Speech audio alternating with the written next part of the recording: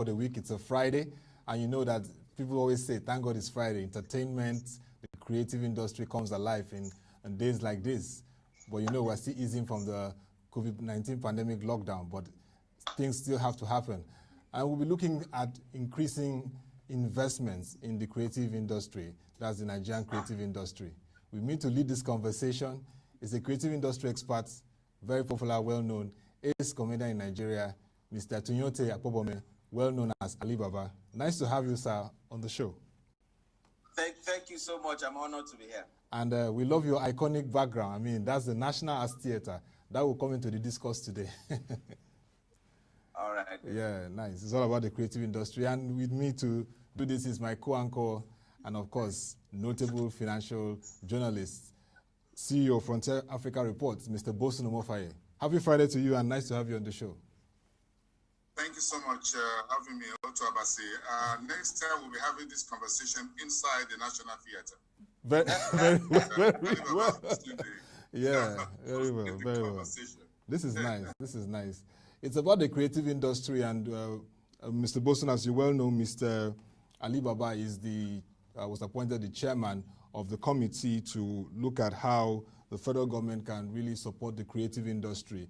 You know that globally, the creative industry is hard hits like aviation and tourism.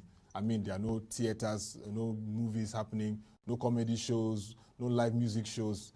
People booked through the year for their shows, but they have to now do it virtually or be more indoors. It's really a challenging time. So we'd like Mr. Akpobome to give us an overview of the meeting activities in the committee and if they've been able to draft a report to the Minister of Information, Culture and Tourism, Mr. Lai Mohammed.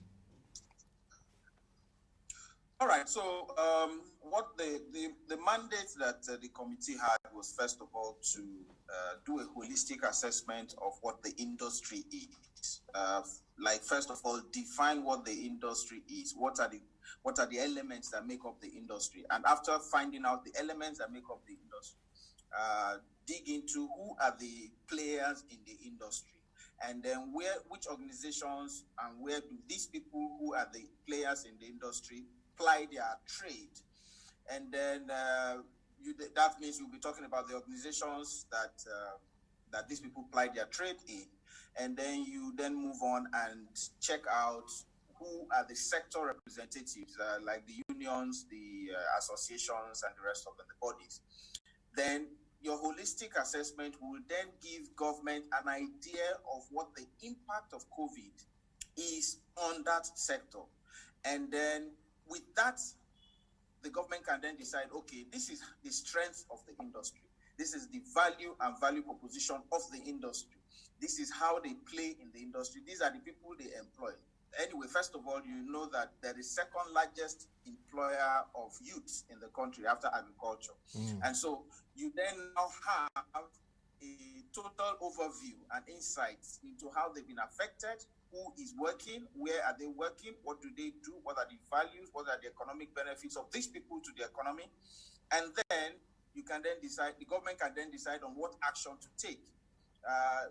In a sense, the government has an action to take, but they don't want to fly blind. And so they really need a background and a structure to work with. That is what the committee is all about. And so when we started, the first initial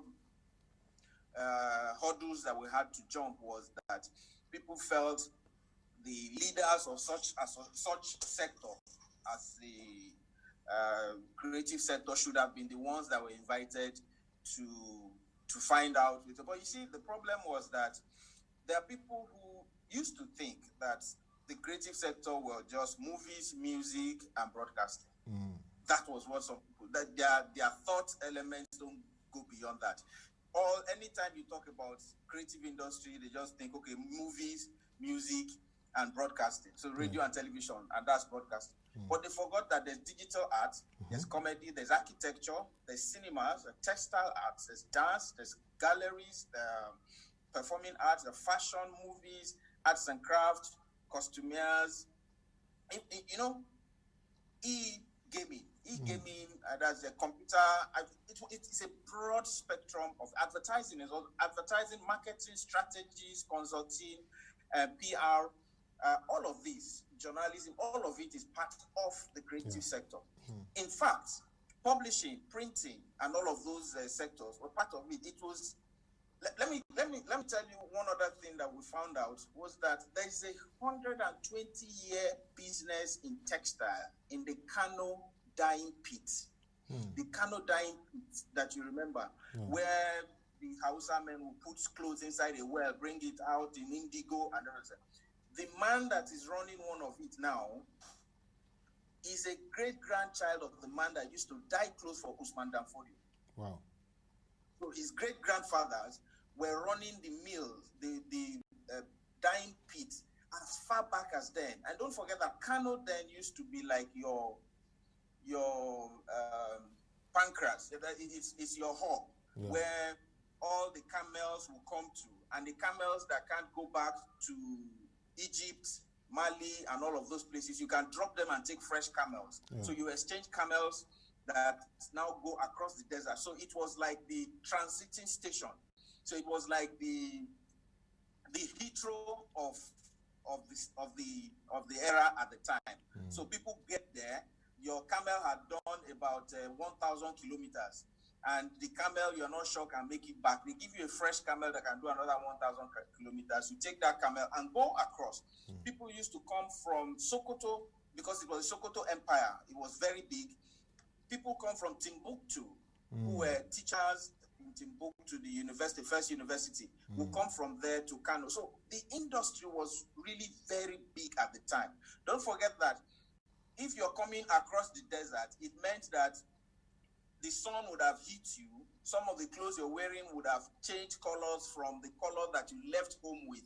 So when you get to Kano, they can dye it and give it to you. It will look fresh like it was when you were leaving Egypt or leaving Mauritania or leaving Libya.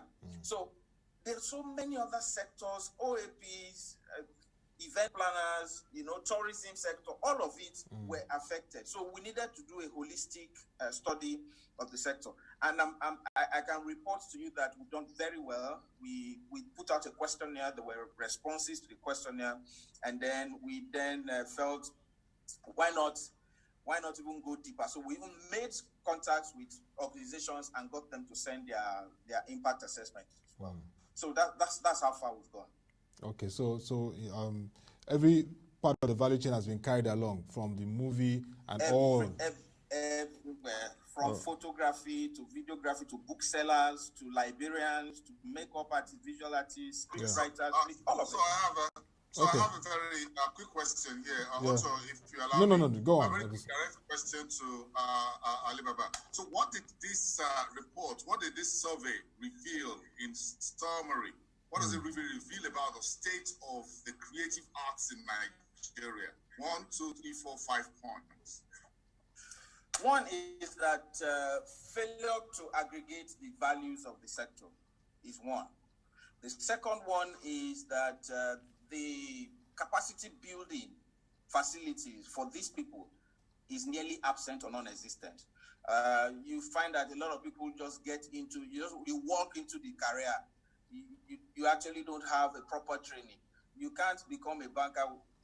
If you're a banker, after a while, you have to be chartered to be known as a proper banker. You either go through a school, there is Chartered Institute of Bankers, there's Chartered Institute of Surveyors, there's Chartered Institute of the State. You do not have a Chartered Institute of Creative Arts. You do not have any of all those people that give you continuous assessments that says, okay, you've done this, you're not qualified to do that. So there's no goal and aim for your career, except you just continue working till you get old and retire.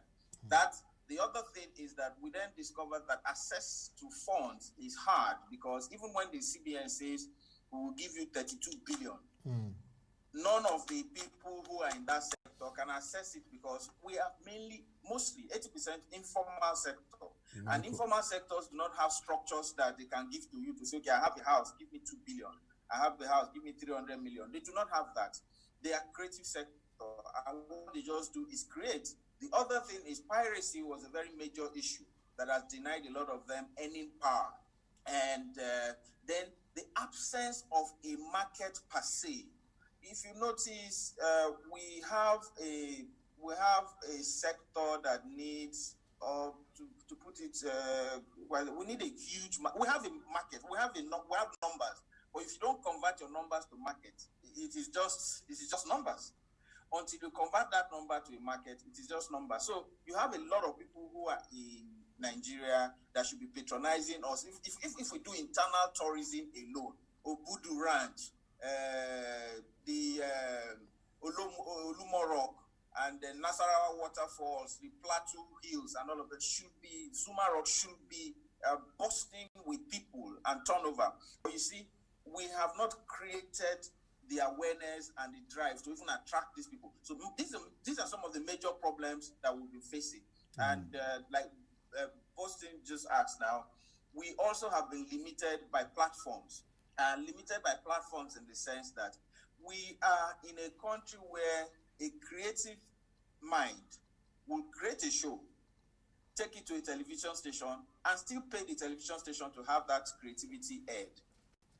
Overseas, the television station will pay the creative mind to bring that. And if the creative mind brings it to them, they pay for it and find adverts and put it on air. But now, when you take a show to a television station, they first ask, how do you want to pay for the airtime? You pay for the airtime, and then you pay for the production, and you share profit. You're preaching to the converted.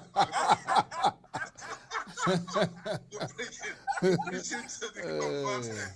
Wow. You don't try to reopen wounds here. I have injuries to show when it comes to creating television shows and television stations, because they own the license, the broadcast license. They take it from you, whereas they ought to pay you for that very creative show, and you just get rich by being creative. So being creative in Nigeria, in that sense, does not really make you money. So you just keep struggling while the license holders are the ones who walk away with the money and your creative work over time and all of that. And what do? So you struggle to make the show, you struggle to look for sponsors or whatever, or advertising, then they take the lion's share out of it. It's a very interesting situation. But I'll say it's interesting, but not really good for creative work in Nigeria. So my question again,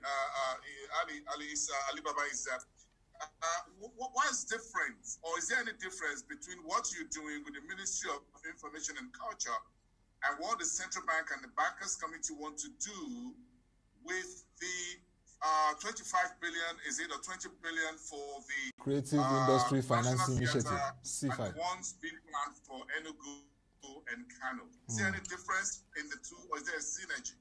Okay, there's a huge difference. If you notice, when this pandemic struck, what was happening was what the minister then said he did not want to happen again.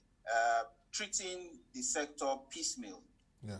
He did not want to treat the sector piecemeal. If you notice, the C5 intervention of the central bank, creative investment of the sector, industry, financing initiative. It is that they selected 5 sectors that would benefit from that fund.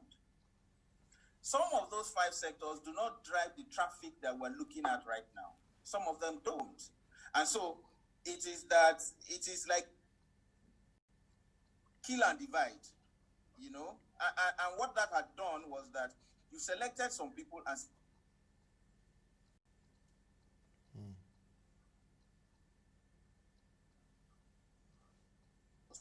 who would be actually driving those sectors that you have selected. Okay, now you say fashion. You've left architecture, you've left gallery owners, you've left literary writers, you've left our visual artists, you've left script writers. Okay, so maybe script writers will benefit from fashion. But you see, comedians are out of it. If you look at it right now, how many shows are organized in Nigeria? The comedians organize nearly 70 to 80% of the shows in Nigeria. Wow. And then give platforms to musicians to perform. Because when a musician has money, the musician is not organizing a show to entertain anybody. The musician wants to buy a car. The musician wants to live well. But when a comedian has money, a comedian wants to pull up a show so that he can make more money from the show. And when he does that, he will bring dancers, he will bring magicians, he will bring choreographers and bring musical acts to perform at the show. And so the difference is that the minister thought there's no need to do piecemeal because people were coming to him. The Broadcasting Organization of Nigeria had come to him.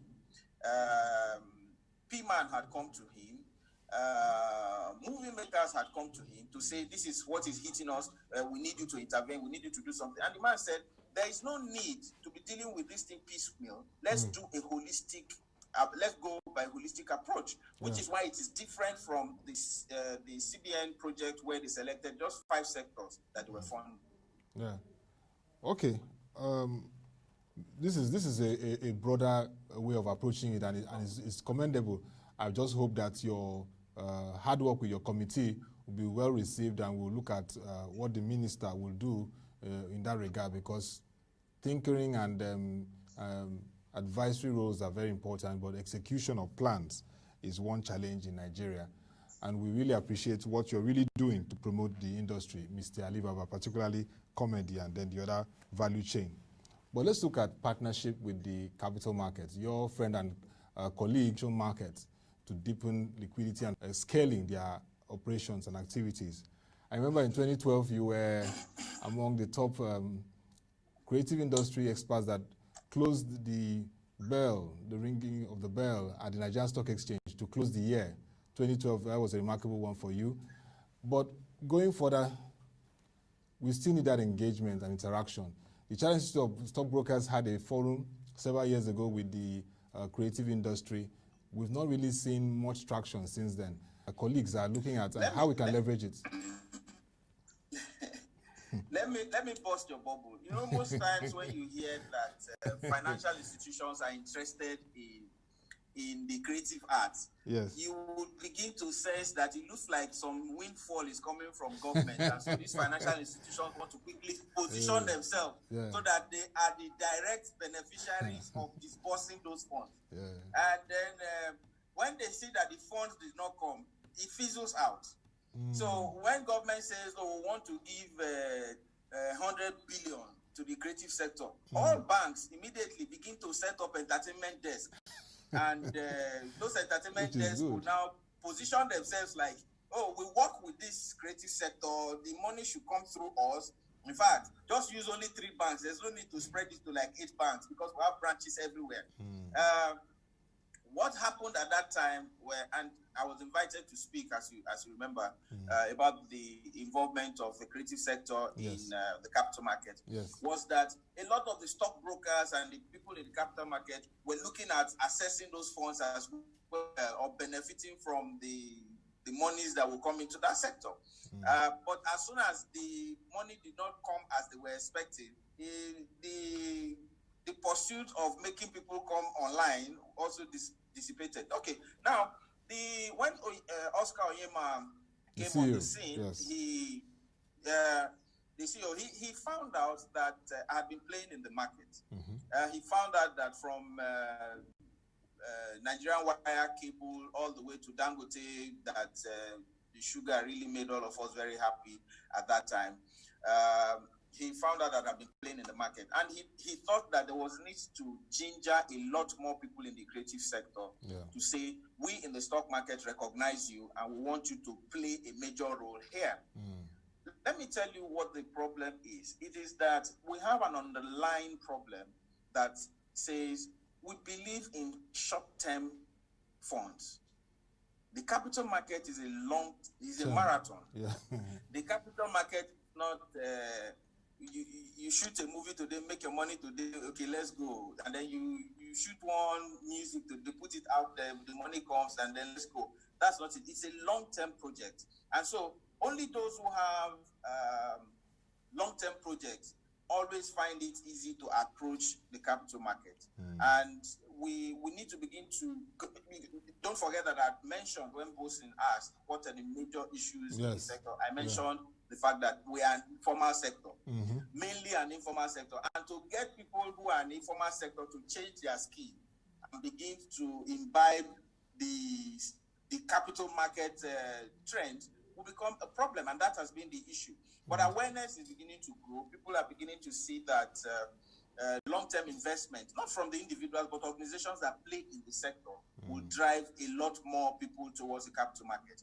But I know a lot of individuals, private, from P Square to Two-Face to Whiskey to Davido and Banky W, and RMD, who have also played in the capital market on their own. But the thing is that bringing the organizations to the fold is important, and that's what we should be working towards. Oh, that's a really nice one to hear. And looking at your background, that's the National Arts Theatre. We look at infrastructure, which is very important. I remember that you had made your views several years ago when President Jonathan had a meeting or interaction with creative industry, saying moving beyond funding, we have to look at the whole value chain. And this administration, we're seeing the central bank working with our stakeholders to see how they can transform the National Arts Theatre. I remember I had an interaction with you and Bright Okpocha as basketball, saying that if you had the National Arts Theatre working, your shows will be happening more there than several hotels where you have to pay and tables and all that. Have you been engaged in terms of your industry extensively around this transformation of the National Arts Theatre? Because your inputs are very key. It's nice to hear that the Central Bank of Nigeria, they're looking at transforming that place. You see, don't look at the National Theatre as an investment. Look at it as a core to driving and activating all the creative arts. Then you begin to succeed.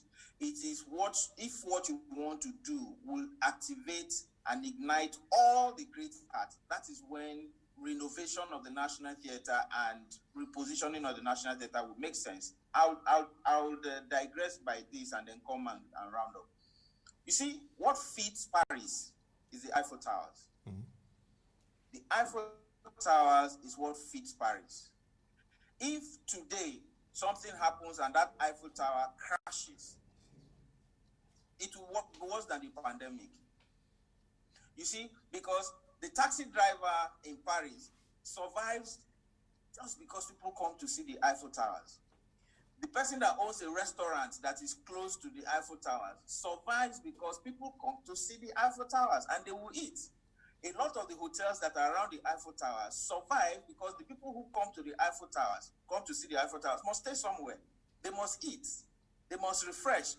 The shops that are around Paris, they derive markets from the people who come to see the Eiffel Towers.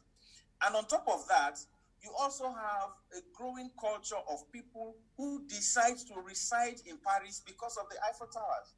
There are people who set up offices because of the Eiffel Towers. If your hotel is close to the Eiffel Towers, you pay a lot more than a hotel that is further from the Eiffel Towers. If your window and Eiffel Towers, the money you pay is more than the money the Eiffel Tower pays in the same hotel. So you now say, why is this one 400 euros and this other room is 200 euros? He said, if you open your window, you can sight the Eiffel Towers.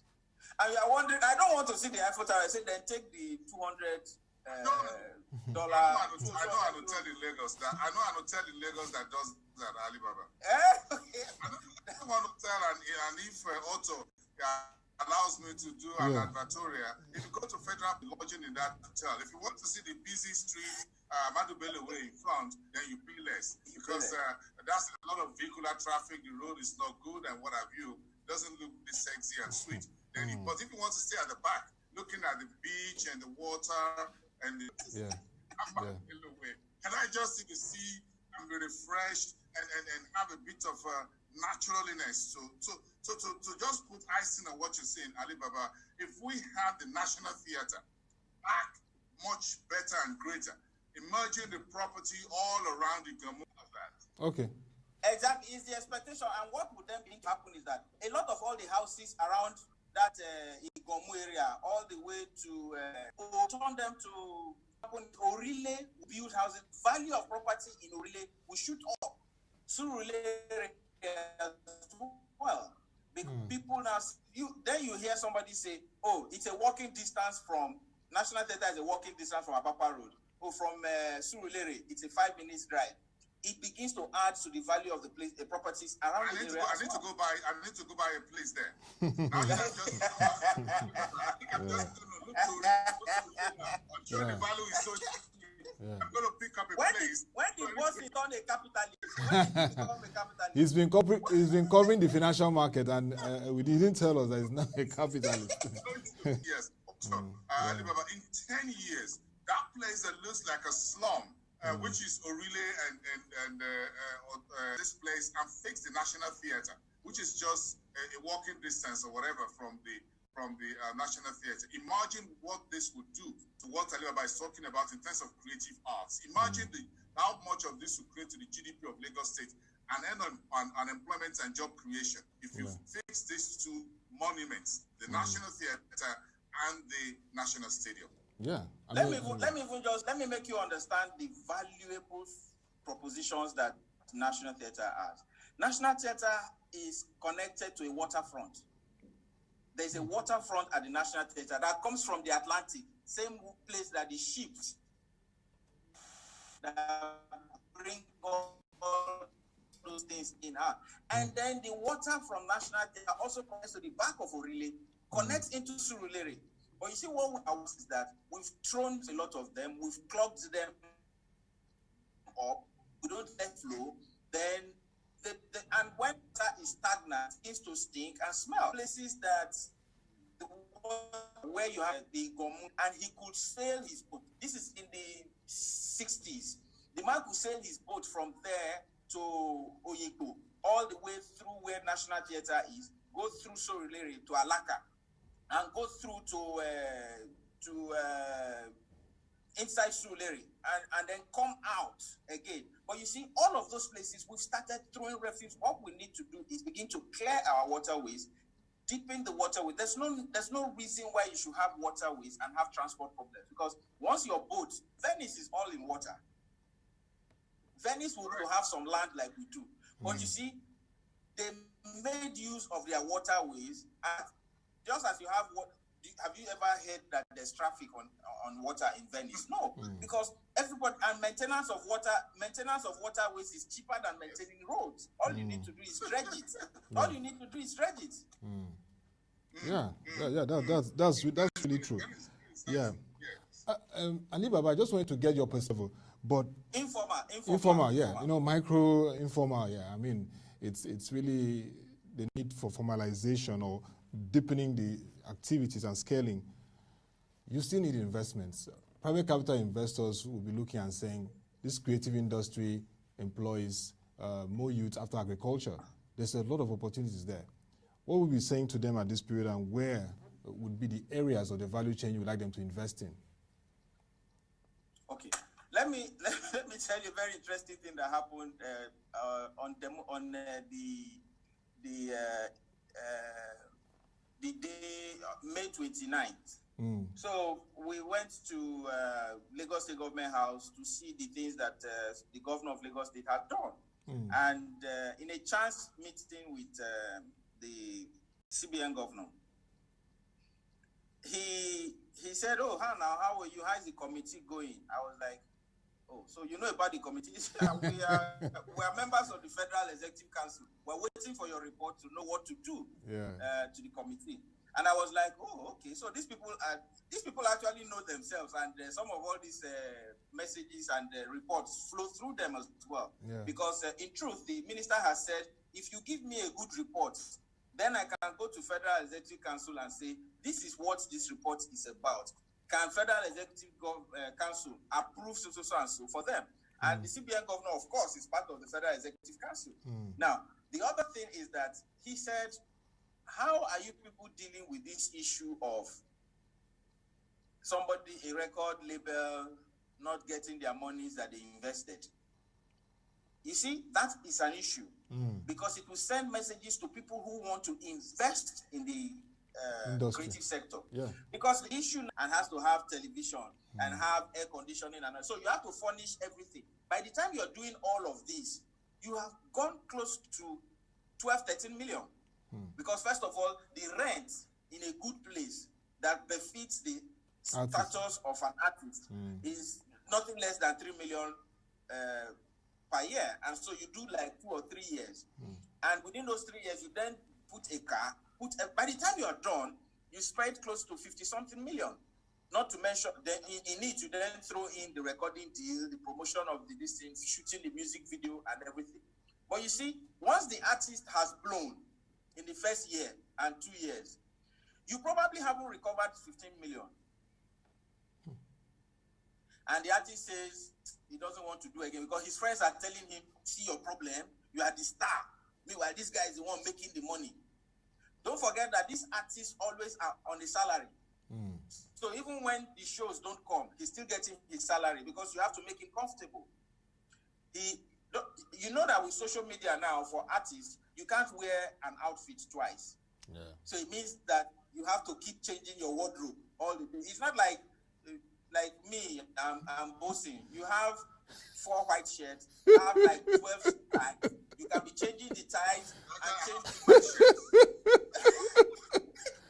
Okay, I'm one better than you. So you have like 4 white shirts and then maybe one blue shirt. So every time your tie then begins to make the difference. And pocket square if you want to. But you can't go wrong with a dark and gray suit. You can't go wrong. You just continue to change them. And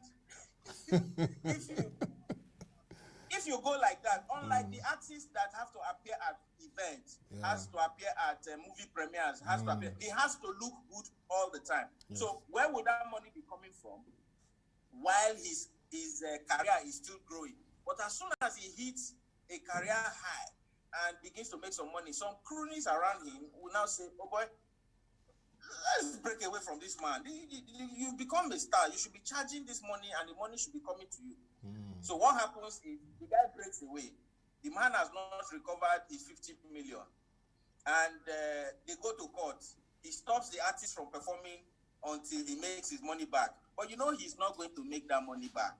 So his music videos and also he's looking for rights or looking for somebody to use the song in a movie so he can give him 2 million or 3 million. Somebody else uses the movie or does a remix, give him 2 million, 3 million. So he begins to recoup some of those monies that he has spent. What will happen when somebody else now comes and says, okay, I have talent too. I know how to sing. The man will be like, let me recover from this one first before I invest in you. But you see, those ones send indications to the investors that you're talking about in the capital market. Besides, the people in the capital market are looking at government policies in fighting piracy. Those government policies in fighting piracies are not working. So you shoot a movie with 70 million or upward 80 million or 100 million if you are doing big budget like AY. Or the wedding party, which you featured. Or the wedding party that cost almost 150 million. And then the movie begins to sell and then you recoup your money. That's straight up. But there are people who then shoot their movies and still don't get to recover the monies. But you see, all a pirate needs is one DVD. He takes one DVD. He didn't pay any production cost. He didn't pay for editing. He didn't pay for cameras. He didn't pay for anything. He just takes that DVD and begins to duplicate. So his cost benefit is his cost analysis. In fact, his cost is out. All he just begins to make is profit. So before you sell 150 million from the movies, the pirate has made 65, 70 million because he will be selling cheap because he didn't build in the cost of everything. So he just got a DVD. It's like robbery or armed robbery. Sorry, you invest much in the tools. Exactly. That's why Alibaba has been calling for, I think, a special unit in the police for piracy. Am I right? I actually submitted a proposal for that thing. I submitted a proposal for the anti-piracy squad, and I said that they should actually build the base at the National Theatre. Just as you enter the National Theatre, the car park is on the left, but you know the car park is overgrown right now with weed. In the 70s, that car park was concrete all the way to the water. But you see, over time, the thing sank. And when it sank, it now became impossible. It sank and became impossible to even park cars there. I believe that what we need to do is begin to tackle this piracy so that people can make money from it. Because what happens, for instance, if you know that as you are driving, an anti-piracy squad will stop your vehicle, and by the time they check through the CDs in the car, and they see that you have 3 pirated ones, they'll take you to your house and search your whole house. Just as they do if they find a gun on you, they'll go to your house and search if you have more, and ask, where did you get the license? And you go to jail if you do not have good. So if you bought pirated CDs in traffic, or you went to a place to buy the pirated, you will not want to go to jail. You pay the fine, or quickly point out and say, okay, it is one corner shop by so and so that I bought it. They go there and raid it. As you do that, more people begin to want to go to cinemas and go to the right places to buy those DVDs. The artist begins to make more money. Now, if people know that buying a pirated movie will get them jailed, the day a movie starts, they want to go and watch it instead of wait for the pirated DVD to come out on the street. That is how you set up policies to drive a good I agree with you. I agree with you, Alibaba, because in the days when stock market fraud and all of that was booming during the boom market days, the stock exchange, Nigerian Stock Exchange and the SEC then were able to work with the Nigerian police for the creation of the Special Fraud Unit, the SFU, within the Nigerian police, which the Nigerian Stock Exchange under or you could then use to actually go after some market participants, market operators, and individuals who are doing fraud in the Nigerian market before the days of the EFCC and the ICPC. So I agree with you that we need something like an SFU within the Nigerian police that will be an anti-piracy. We're talking about 200 million people, the largest market on the African continent. If we cannot set it up to support these guys, even if you give them 20 or 25 billion naira today through the Ministry of Information and Culture or Godwin Emefiele at the Central Bank or Access Bank or whatever, the guys who are doing piracy will be the one who will benefit from this money at the end of the day, more than Alibaba and the rest of his one of his folks. And I want to join them as well as a member of the creative arts when the money comes and all of that. But I want to you won't join us. Do your job as a journalist. What's it? There's no need. We're already okay. Yes. Entrance from the financial sector. Okay. Well, the anti-piracy police will be a game changer, and this is very serious. No matter, it's like pouring money into a basket. If we don't take anti-piracy and copyright law and everything serious in Nigeria, if we don't take intellectual property and copyright very, very seriously in this country, we're just pouring water into a basket. That is just what it means. Because folks are going to sit down there and scratch their brain to write script, to do everything, to do intellectually thing, working through generators and everything, and at times, only for some guys to sit in one small room and they face me, I face you. You'll be surprised where piracy activities are going on. They're not in one fancy offices. You'll be surprised what some young boys are doing in some very local streets and area you would never think anything is going on inside the room. All they need is just a bit of 1 or 2 TV sets and a DVD player and what have you. And it's all connected, and they lay hands on one CD, and they are mass producing inside this room, and they are putting it in this backpack that you see boys carry around the street, and they just go near you. You don't know where they're going. They're just selling. So they're making nonsense of everything we've been talking about. If intellectual property, copyrights, and anti-piracy, we need to set that up today. Alibaba, and I want you to put this to the Minister of Information and Culture and to talk to the Nigerian Police IG to bring him into this. We need the anti-piracy police unit with their own uniform, whatever, and get well treated so that they can help this industry. If not, everything we're discussing, we're just discussing it in the air. Someone is waiting there just to make the money off the rest of us. Yeah, and also engage the National Assembly where they can in terms of the legislative support, which is very important. The bills, Thank you very much, Mr. Atunyota Akpobome and Alibaba for this time. I mean, very busy. Alibaba is a registered name. Please, Yeah. Alibaba is registered. Okay. It's the correction name. Let me tell you a story. So I was invited to Egypt for the African Trade Conference there. Yeah. And so when I got to the hotel, the commissioner for tourism, the minister for tourism, came to me and said, "Are you the Alibaba?" I said yes. He said he was expecting a very old man. I said, "Oh no, that." He said, "We invited you to come work here," and he was wondering how come a comedian is charging that much money in Nigeria. And I told him, I said, "I know that is a big business in Nigeria." He said, "Do you know how much comedians in Egypt get paid?" Yeah. I said, "How much?" "Equivalent of 5K, 10K. Wow.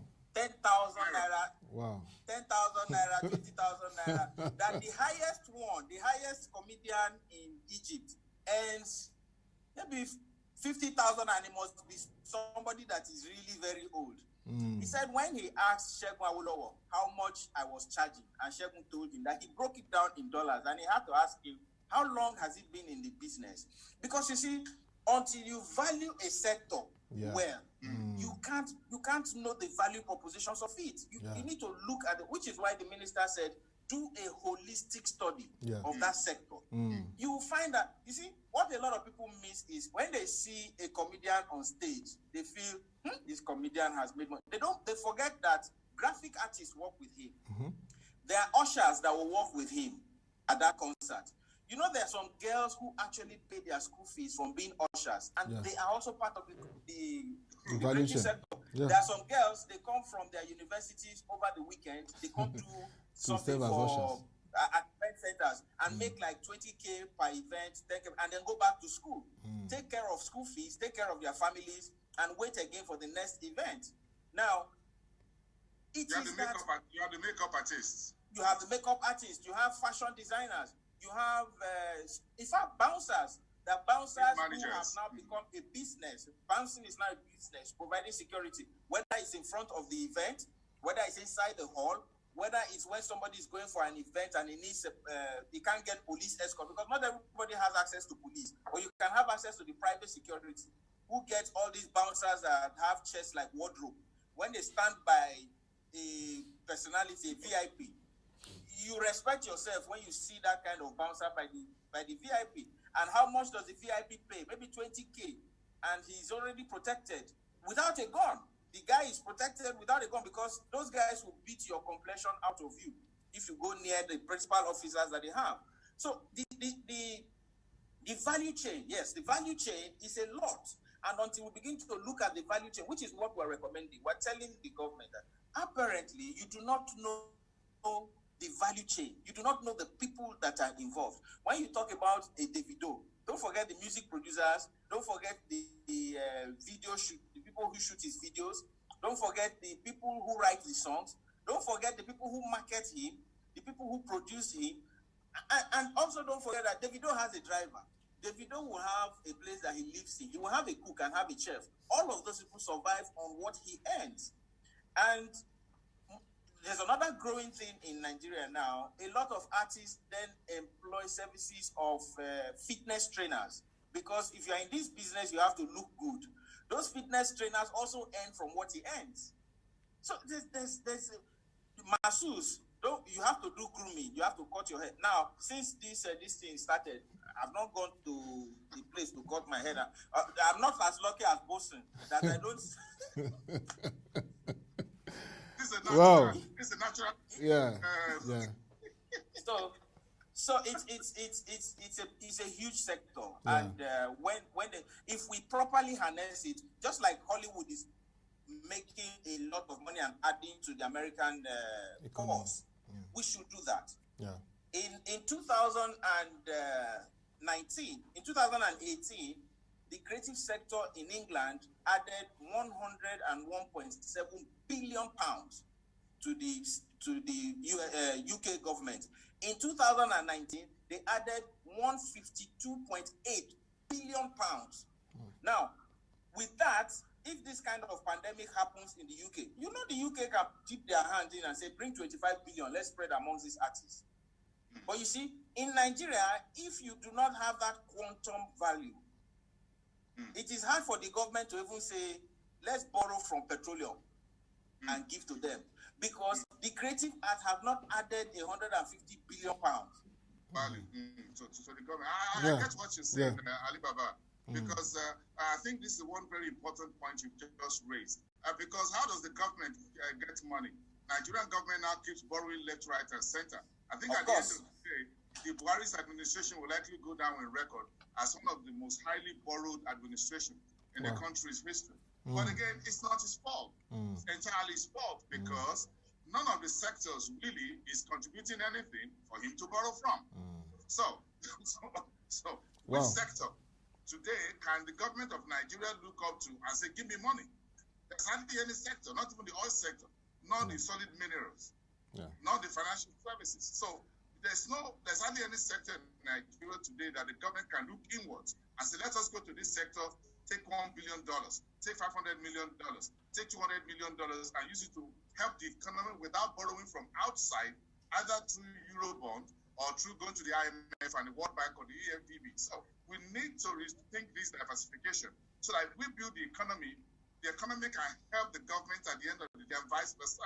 But today the government has to fund every sector of the economy, whereas I'm not sure this sector has what it takes to say federal government, look, we can give you this sum of money, go use it, return it next year or in 5 years' time.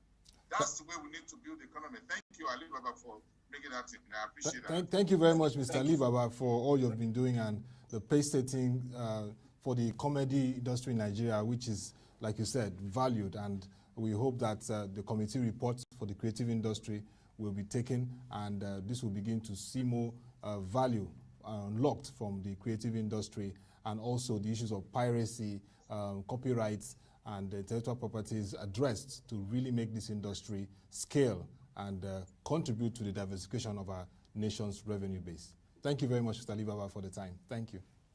Thank you. Thank you very much. And thank you, Mr. Bosun Mofaye, Thank you so much. a veteran. He used to be in entertainment, now he's in finance. Bosun, thank you so much. Bosun, bye-bye. Bosun, thank you.